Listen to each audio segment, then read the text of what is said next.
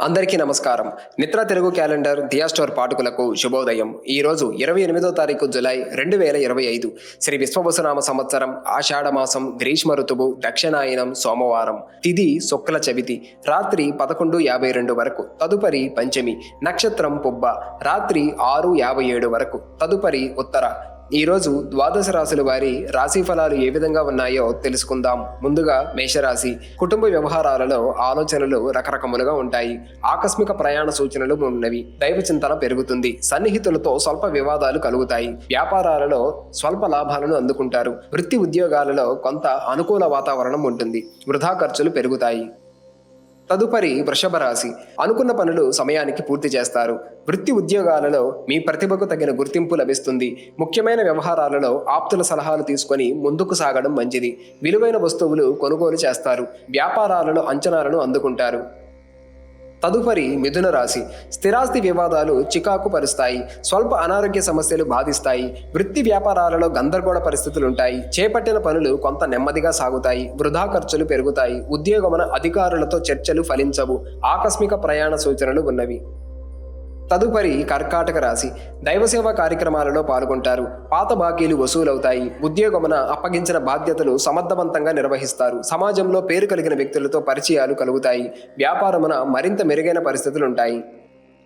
తదుపరి సింహరాశి. ఇంటా బయట కొన్ని సమస్యలు ఇబ్బందిని కలిగిస్తాయి. ధనపరంగా చికాకులు తప్పవు. ఆరోగ్య విషయంలో కొంత శ్రద్ధ వహించాలి. పుణ్యక్షేత్రాలు సందర్శిస్తారు. దూర ప్రయాణాలు వాయిదా వేయటం మంచిది. వృత్తి వ్యాపారాలలో శుభవార్తలు అందుతాయి. ఉద్యోగస్తులు అధికారుల ఆగ్రహానికి గురి కావలసి వస్తుంది.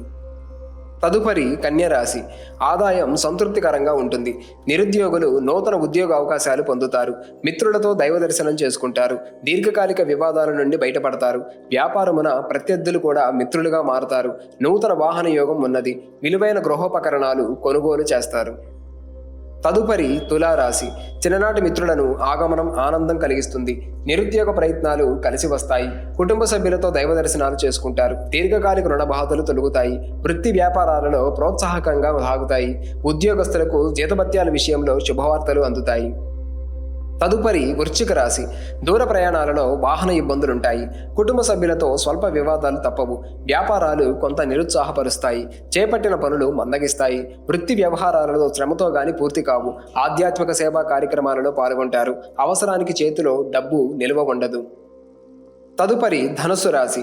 అనారోగ్య సమస్యలు బాధిస్తాయి. చేపట్టిన పనులలో శ్రమకు ఫలితం కనిపించదు. సోదరులతో ఆస్తి వివాదాలు ఉంటాయి. వృధా ఖర్చులు పెరుగుతాయి. కుటుంబ సభ్యుల నుండి రుణ ఒత్తిడి పెరుగుతుంది. వ్యాపారాలు వాయిదా పడతాయి. ప్రయాణాలు వాయిదా వేస్తారు. వ్యాపార ఉద్యోగాలలో గందరగోళ పరిస్థితులుంటాయి.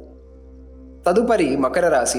గృహ నిర్మాణ విషయంలో ఆలోచనలు కార్యరూపం దాల్చుతాయి. చిన్ననాటి మిత్రులను కలుసుకొని పాత విషయాలు చర్చిస్తారు. సమాజంలో పెద్దలతో పరిచయాలు విస్తృతమవుతాయి. విద్యార్థులకు నూతన ఉద్యోగ అవకాశాలు లభిస్తాయి. వ్యాపార ఉద్యోగాలు మరింత ఉత్సాహంగా సాగుతాయి. తదుపరి కుంభరాశి. ప్రముఖులతో పరిచయాలు పెరుగుతాయి. ఇంటా బయట మీ మాటకు విలువ పెరుగుతుంది. వృత్తి వ్యాపారాలలో విచిత్రమైన సంఘటనలు చోటు చేసుకుంటాయి. దూరపు బంధువుల నుండి శుభవార్తలు అందుతాయి. వృత్తి ఉద్యోగాలలో ఇబ్బందులను అధిగమిస్తారు. గృహోపకరణాలు కొనుగోలు చేస్తారు. తదుపరి మీనరాశి. ఆస్తి తగాదాలు మరింత చికాకు కలిగిస్తాయి. ముఖ్యమైన వ్యవహారాలలో ఆలోచనలు స్థిరంగా ఉండవు.